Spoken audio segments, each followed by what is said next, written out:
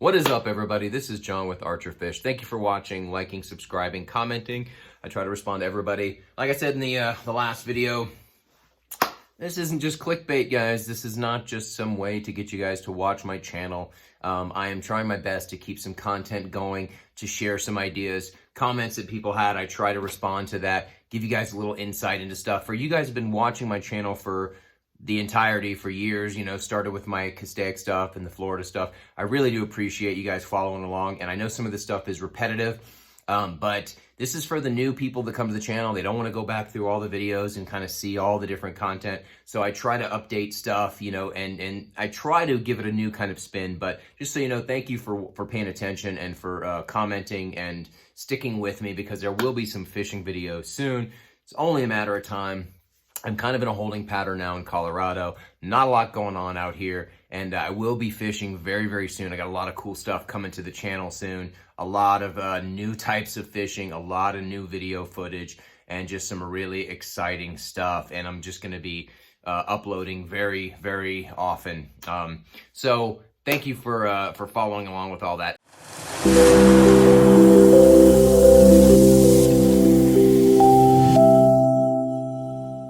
Today's video is just what I think are the best ways of catching redfish, especially in Florida.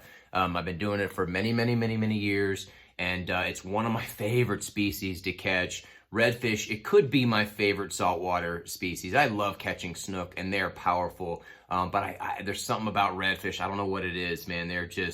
They're very strong fish. They're all over the place. You can catch big ones, and even the small ones, like the 24, 25 inchers, pull really well. You can catch them on kind of light line and kind of shallower water, and they're just a blast to catch.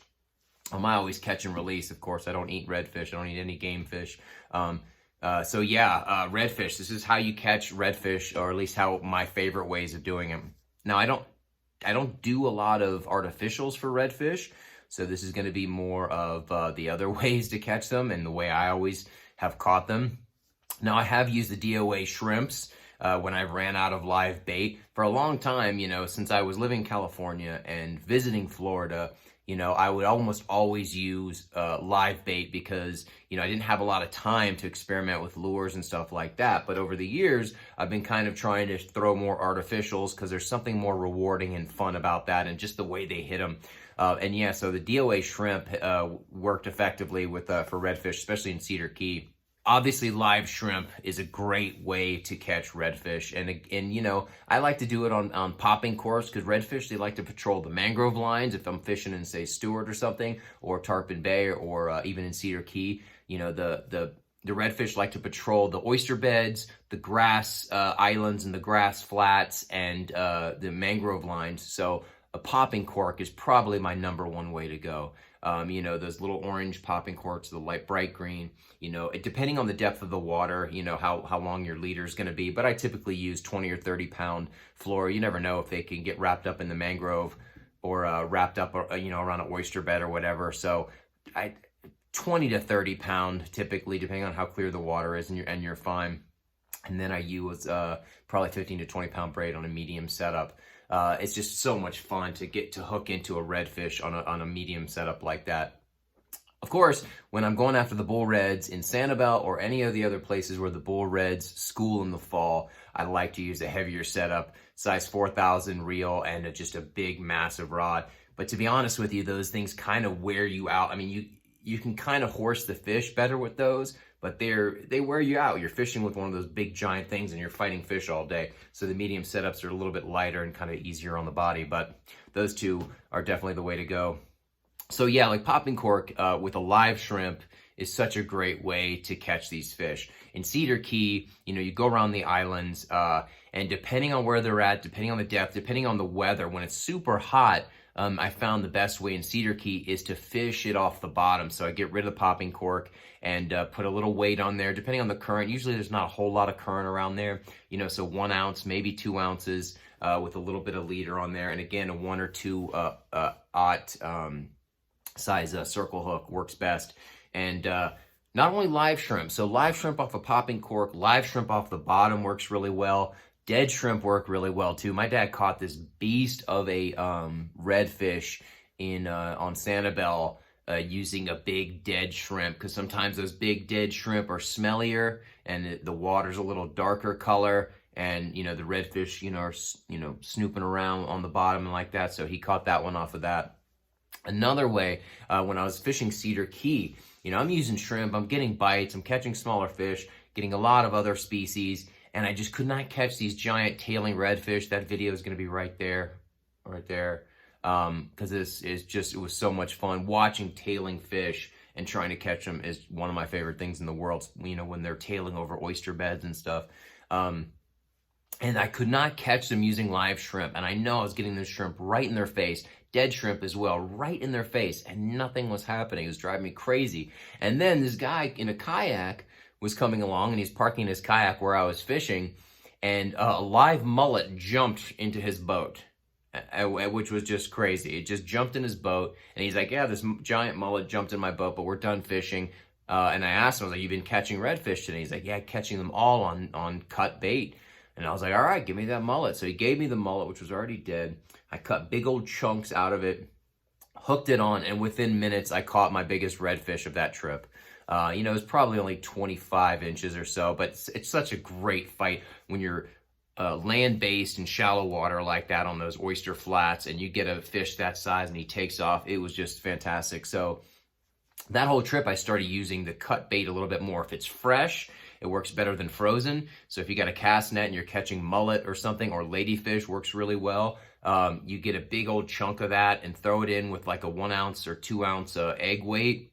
Man, we are slaying the redfish in Cedar Key doing that. And it depends on the spot. We went down to Sanibel and we tried the same thing around Tarpon Bay, and nothing. So we had to switch back to the popping corks and the shrimp around the mangrove lines, and it was way more effective. So you always got to switch it up. So yeah, the popping cork with live shrimp, popping cork with the DOA shrimp, if you run out, that works as well, as long as you're giving it a pop and making that shrimp dance a little bit. The cut bait works fantastic. And lastly, of course, the live fish. So in the fall, when those giant bull reds are schooling up around Sanibel, or they make their way down the coast, I'm sure there's tons of places to catch them off of the beach and stuff like that. Man, you put on there.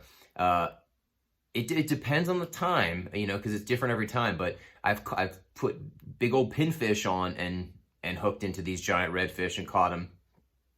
Live jumbo shrimp, of course, the croakers, and then little greenies, of course, work really well. And what was working like the best for me, for whatever reason, because I had a whole bucket full of assorted live fish, was the maharas. And if you've never seen the little sand perch or whatever they're called, surf perch, the little maharas, it was a small one. Supposedly they're the best snook bait. But they were fantastic for these redfish. I mean, they kind of flash a little bit better than these other, like the pinfish and things like that. And maybe it was that flash that was getting them, but I was getting them every time I put a mahara on. Luckily, there was this guy there, super nice guy, who had a whole bucket full of them. He caught them himself with a cast net, and he was kind enough to let me borrow them. And it was a great vibe, because he was loaning them to me, he was giving them to me. I was catching fish. I gave a bunch of my live bait to some guys that were there so they could catch some fish. So it's such a great vibe. There's only a handful of us out there, and we're all helping each other, and it was super cool. But anyway, the live bait, Cedar Key, one of my first big redfish that I caught, and big, I mean 25-incher, which was awesome for the time back in the day, was a mud minnow. They got these mud minnows in Cedar Key where you can buy them from the bait shop there at the marina. Or you can cast net them. They're everywhere in the water.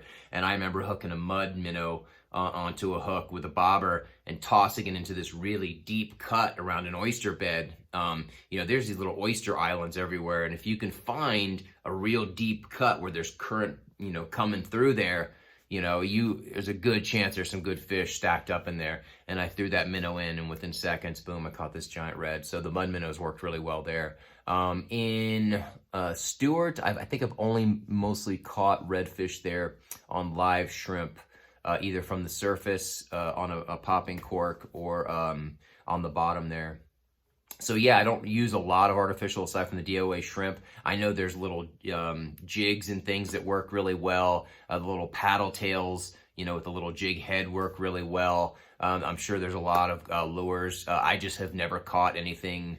I don't think I've caught any redfish on all those other lures. Like all the other lures that I throw for snook or for trout, for trying for tarpon, I don't think I've ever caught a redfish on one. So anyway, I'm just trying to tell you what I know and what has worked for me. So that is it, man. That is, in my opinion, the best way to catch redfish. And some of the spots, just like the snook video, some of my favorite spots, the Indian River Lagoon, they are everywhere in there. They're along the mangrove lines, along the grass flats. They're patrolling the east side of the Indian River Lagoon. You kind of have to find them there, find a good spot and kind of shore up. And there's plenty of redfish in there. I catch redfish almost every time I go. But it's different because of the way the red tide works there. When there's a bad red tide, it's very difficult to find the redfish. I think the redfish are very susceptible to that stuff. And so they move, they get out of that water, that maybe they go more into the ocean or they head up the river, down the river, wherever it is. I think the redfish are very sensitive to the red tide thing. That's why when you see all the dead fish, it's a lot of redfish and it's so heartbreaking. And that is why I don't keep the redfish. When you see, thousands of tons of dead game fish, giant tarpon, snook, and redfish and drum and stuff like that, it's like you don't ever want to keep them. One, you don't know what kind of stuff they got in them. But two, it's like, man, if the red tide or nature or whatever is going to decimate these things like this, I don't need to eat fish that bad. I'll go get some grouper from a restaurant or mahi from a restaurant or something. I'm not going to eat the redfish that I'm trying to catch. So anyway, Sanibel has been really good for redfish. Off the pier, off the beaches, man, you'll see them in Blind Pass.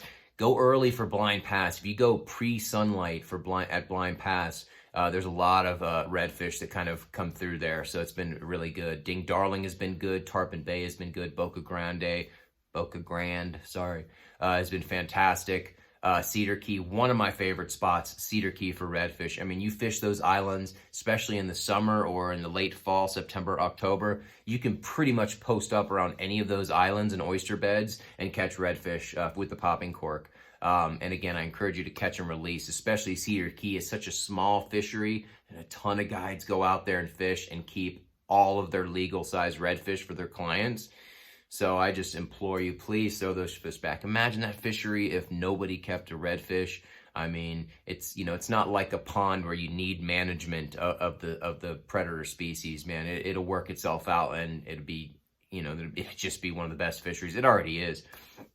I have not hit Steinatchee, which I would like to, Crystal River, things like that. I'm trying to think if there's any other places. Estero Bay, lots of redfish down in there. Lover's Key, lots of redfish down there. I love the backwater stuff. Matlacha, lots of redfish over there. Let's see. I think that is it. If you guys have any other comments, any other spots for redfish, let me know, because these are my kind of main spots that I've been hitting over the years because it's always successful. And when I go down there, I want to catch fish and make some content for you guys. So I kind of hit the same spots. And I do like to experiment with new spots. So if you guys know some spots for redfish, let me know in the comments. Thanks for watching, everybody. I really do appreciate it. And there will be some fishing soon, I promise. Like, subscribe, hit the notification thing so you guys know exactly when I'm dropping videos. And I will see you tomorrow.